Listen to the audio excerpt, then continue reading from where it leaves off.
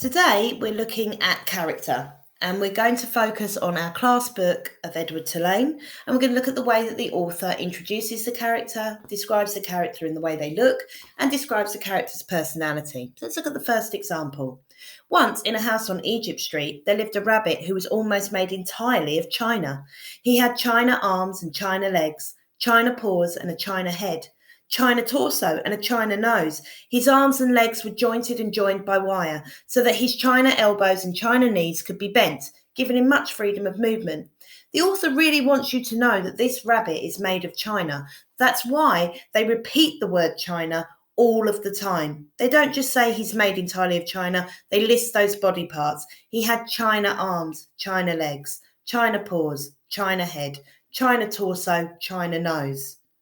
They want you to imagine this character. They're giving you as much detail as they can and making you focus on the word china because it's repeated so often. So we might feel that with a china rabbit, that would be quite difficult to hold, that it would feel hard and it might not feel cuddly. She then goes on to describe that his ears were made out of real rabbit fur, and beneath the fur there were strong bendable wires which allowed the ears to be arranged into poses that reflected the rabbit's mood. Jaunty, tired, full of ennui. His tail, too, was made of real rabbit fur and was fluffy and soft and well-shaped. So these are the opposite adjectives to china. Fluffy, soft. It's something that you want to hold.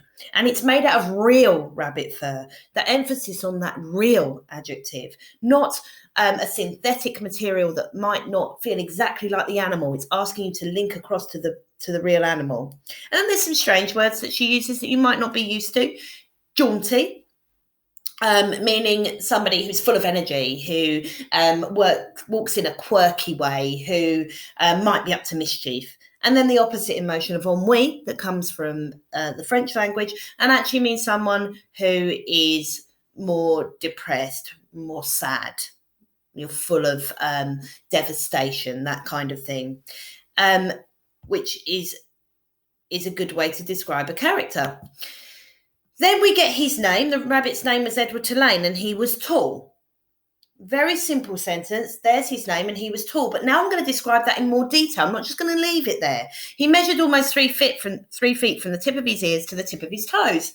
And his eyes were painted a penetrating and intelligent blue. Great use of adjectives here to allude to the character of Edward Tulane. Penetrating, a person that is curious, that has penetrating eyes. They look deep into things. If you imagine light penetrating a darkness, it breaks up that darkness. It breaks up the world around him as he looks around.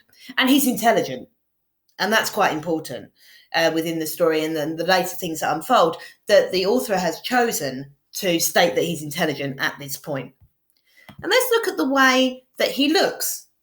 Physically, what he's wearing, that's important to a character.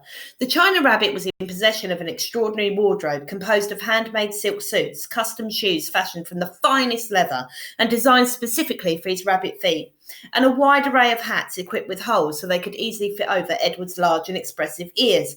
So the types of clothes that he's described show how much care is given towards him. They're not rough, they're not tattered, they're not hand-me-downs from somebody else. They are the finest silks, the most money that you could spend. They are cut in the finest leather, and they're designed specifically for him. They're one of a kind, and that's how Edward Tulane is. And so if we look in the pictures, we can see that description really matches the pictures that the illustrator chooses to include in the book. All of these inform our impressions of characters when we read novels, whether it be pictures and these fantastic character descriptions.